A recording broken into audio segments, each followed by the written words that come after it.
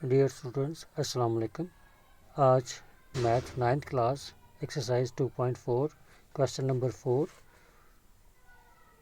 इसकी स्टेटमेंट है find the value of x in the following equations. पहला question number 4 का पार्ट नंबर 1 है log 2 plus log x is equal to 1।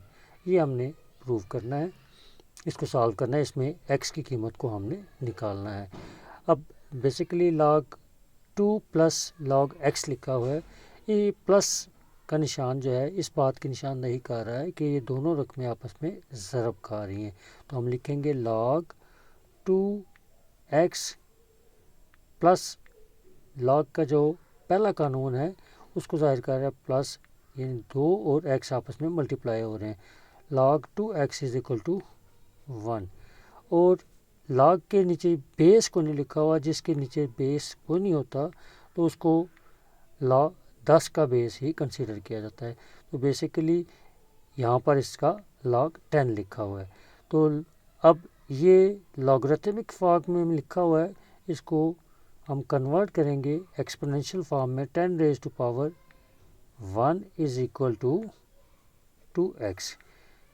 इसको दोबारा हम इस तरह भी लिख सकते हैं 2x is equal to 10 raise to power 1।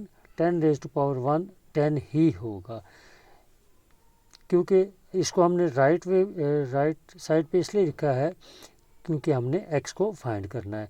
और x इज इक्वल टू 10/2 हो जाएगा। 2 यहाँ पर x के साथ मल्टीप्लाई हो रहा था, इक्वल के दूसरी तरफ जाएगा तो ये डिवीजन में आ जाएगा।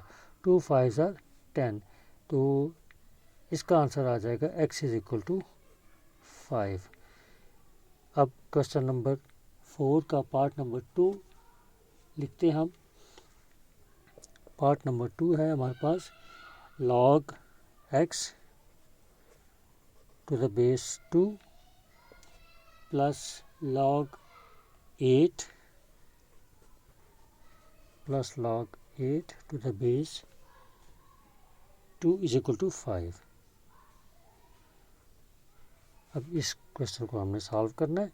तो अगेन मैं फिर यही कहूँगा कि ये प्लस का जो साइन है ये मल्टीप्लाई को ही शो कर रहा है।